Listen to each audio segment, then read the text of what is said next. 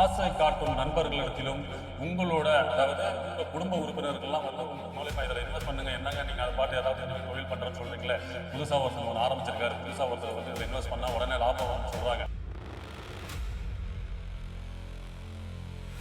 கனவரவு அதிர்ஷ்டம் வாய்ப்புகள்லாம் கொடுத்தாலும் சில பிரச்சனைகளும் கொடுக்கக்கூடிய அமைப்பு இருக்கு. ஏன்னா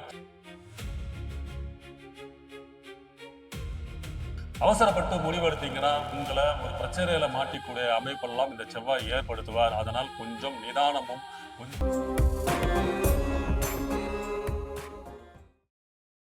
ஓம் நமச்சிவாய. அன்பு நேயர்களே அனைவருக்கும் வணக்கம். நாம் இப்பொழுது செவ்வாய் பகவான், அங்காரகன் சொல்லக்கூடிய செவ்வாய், அதாவது பூமிக்காரகன், வருகின்ற மே மாதம் 10ஆம் தேதி அவரோட சொந்த வீட்டில் மேஷ ராசியில் பலம் புரிந்து ஆட்சி பெற்று பெயர்ச்சி அடைகிறாங்க.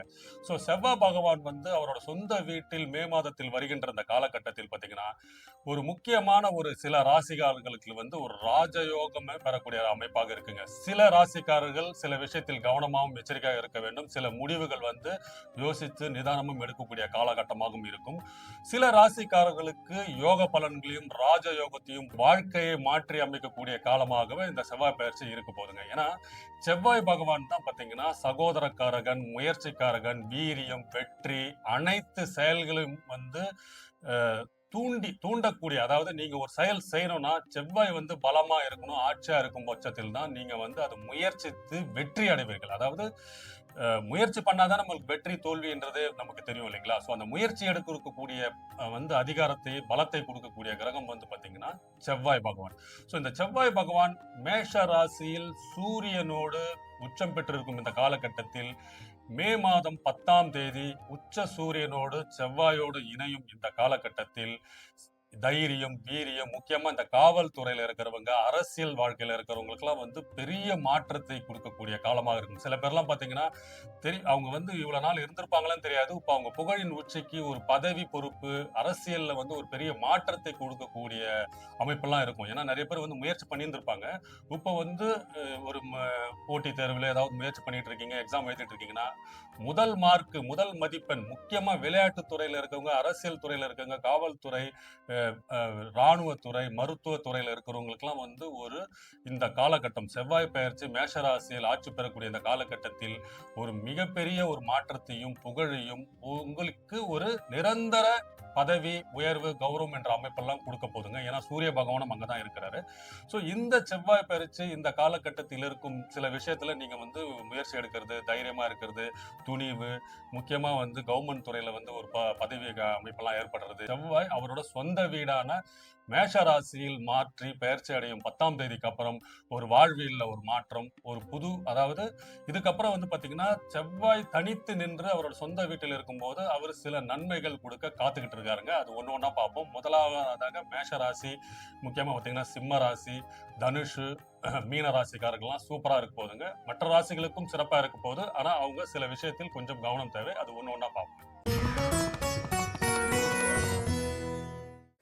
துலாம் ராசி நேயர்களே, இந்த செவ்வாய் பயிற்சி மே 10ஆம் தேதி அவரோட சொந்த ராசியில் மேஷ ராசியில் மூல திரிகோணம் பெற்று ஆட்சி பெற்று பலம் புரிந்து இருக்கும் இந்த காலகட்டம், அதாவது இந்த செவ்வாய் பயிற்சி உங்க ராசிக்கு 7ஆம் இடம், அதாவது உங்களுக்கு 7ஆம் இடம்ன்றது பாத்தீங்கன்னா சமுதாயம், உங்களோட நண்பர்கள், கூட்டாளி, உங்களோட துணைவியாரை குறிக்கிற இடம். இந்த இடத்துல எல்லாம் கொஞ்சம் கவனம் தேவை. ஏன்னா உங்களுக்கு 2ஆம் அதிபதி, அதாவது துலாம் ராசிக்கு 2ஆம் அதிபதி செவ்வாய் தான். அதாவது தனக்காரகர், வாக்குக்காரகர், குடும்பஸ்தர் எல்லாமே அவர் தான். அவர் வந்து 7ஆம் இடத்தில் ஆட்சி பெற்று பலம் பொருந்தும் இருக்கும் போது தேவையில்லாத வாக்கு விஷயத்தில் ஈடுபடுறது, குடும்ப சச்சரவுகள், சண்டைகள் ஏற்படுறது, தேவையில்லாம வாக்கு கொடுத்து, நண்பர்களுக்காக வாக்கு கொடுத்து, உங்க பொது இடத்துல வாக்கு கொடுத்து, அதாவது பிரச்சனைகள் மாட்டக்கூடிய அமைப்புகள்லாம் ஏற்படும். ஸோ இந்த காலகட்டத்தில் கொஞ்சம் சற்று கவனம் தேவை.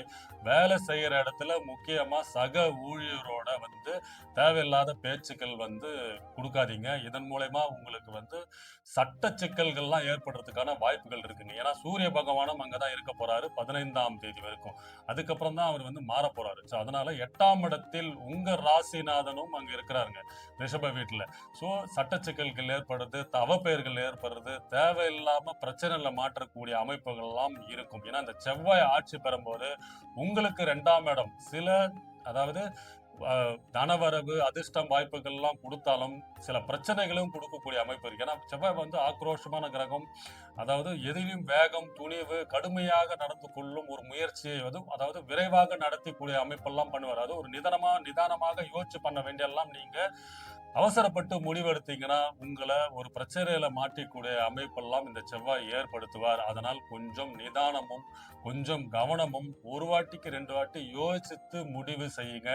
புதிய முதலீடுகள்லாம் உங்களை அதாவது நண்பர் உங்களை ஆசை காட்டி புதிய முதலீடு பண்ணுங்க, இதுல கொஞ்சம் இன்வெஸ்ட் பண்ணுங்க, இல்ல என் கூட நீ ஜாயின் பண்ணு, நான் உன்னை டெவலப் பண்றேன், எனக்கு ஒரு சின்னதா இன்வெஸ்ட் பண்ணுன்ற மாதிரி ஆசை வார்த்தை எல்லாம் காட்டி உங்களை ஏமாற்றக்கூடிய அமைப்புகள்லாம் இந்த காலகட்டத்தில் செவ்வாய் ஏற்படுத்துவார். அதில் கொஞ்சம் சற்று கவனம் தேவை. அதே மாதிரி உங்களோட குடும்ப உறுப்பினர்கள் மூலயமா பணம் ஏமாறுறது, காசு விஷயம் ஏமாறுறது, அதனால இன்வெஸ்ட் பண்ணி தொழில லாஸ் ஆகிற அமைப்பெல்லாம் ஏற்படுத்துவோம். ஏன்னா இந்த முதலீடு பண்ணா உங்களுக்கு சும்மா ஒரு 50,000 கொடுங்க, உங்களுக்கு நான் 2 லட்ச ரூபாய் பண்ணி உங்களுக்கு இன்கம் வாங்கி தரேன் அப்படின்னு சொல்லுவாங்க. இது நம்மளுக்கு ஆசையா இருக்கும் பார்த்தீங்களா? ஏன்னா 8ஆம் இடத்துலயும் 9ஆம் இடத்துலயும் புதனும் சுக்கிரனும் ஒருத்தருக்கு ஒரு பரிவர்த்தனை பண்றாங்க 15ஆம் தேதிக்கு அப்புறம். ஸோ இதை ஆசையை தூண்டி செவ்வாய் மூலமா அதை நடத்தி வச்சிருவாங்க. அதனால துலாம் ராசிக்காரர்கள் கொஞ்சம் ஆசை காட்டும் நண்பர்களிடத்திலும் அதாவது உங்க குடும்ப உறுப்பினர்கள்லாம் உங்க மூலமா இதுல இன்வெஸ்ட் பண்ணுங்க, என்னங்க நீங்க அதை பாட்டு ஏதாவது நீங்க தொழில் பண்றேன்னு சொல்றீங்களே, புதுசா ஒருத்தர் ஒன்று ஆரம்பிச்சிருக்காரு, புதுசா ஒருத்தர் இதுல இன்வெஸ்ட் பண்ணா உடனே லாபம் வரும்னு சொல்றாங்க, நீங்க கொடுங்க, நான் உங்களுக்கு ரெட்டிப்பா பண்ணி தரேன், ஒரு ட்ரிபிளா பண்ணி தரேன்னு சொல்லி அதை வாங்கிட்டு போயிட்டு உங்களை சிக்கலில் மாற்ற வைத்து சட்ட சிக்கல்களையும் கொண்டு போய் இதுல தேவையில்லாம மன உளைச்சல் சங்கடங்கள்லாம் ஏற்படுறதுக்கான வாய்ப்புகள் இருக்கு. ஸோ அதனால தேவையில்லாம நீங்க பிரச்சனையில மாற்றக்கூடிய அமைப்பு இருக்கு. முக்கியமா கணவன் மனைவியிடையே சிறு சிறு பிரச்சனைகள் வரதுக்கான வாய்ப்புகள் இருக்கு.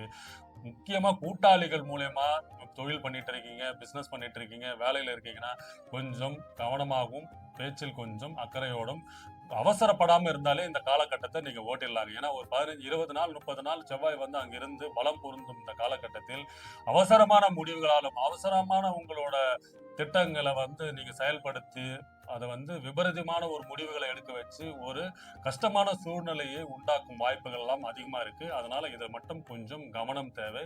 முக்கியமா 15ஆம் தேதிக்கு அப்புறம் புதன் சுக்கிரன், அதாவது உங்க ராசிநாதன் புதன் சுக்கிர பகவானும் உங்களுக்கு 9ஆம் அதிபதி புதன் பகவானும் பரிவர்த்தனை பெறும் காலகட்டத்தில் உங்களுக்கு இது அதிர்ஷ்ட வாய்ப்புகளாக மாறக்கூடும். அதாவது இப்போ ஒரு 20 நாள் நீங்க அவசரப்படாம இருந்தீங்கன்னா 20ஆம் தேதிக்கு அப்புறம் உங்களுக்கு சில முன்னேற்றங்கள், மாற்றங்கள், சிறு சிறு ஐடியாக்கள், அதாவது அதாவது உங்களுக்கு 9ஆம் அதிபதியான புதன் பகவான் ஒரு புத்தி கூர்மை, அதாவது அறிவு சார்ந்த விஷயங்களை யோசித்து முடிவெடுத்து அதை வெற்றி அடைவீர்கள். இப்ப அவசரப்பட்டு முடிவு பண்ணீங்கன்னா லாஸ் ஆயிட்டு அப்புறம் ஐயோ பொறுமையா இருந்திருக்கலாமே அந்த மாதிரிலாம் யோசனை எல்லாம் வரும். அதனால ஒரு 20 நாள் எதுக்குமே வாயை மூடிக்கிட்டு நம்ம கம்முன்னு இருந்தாலே அது சாதகமாக இந்த நாட்களை கடந்து போயிடலாம்.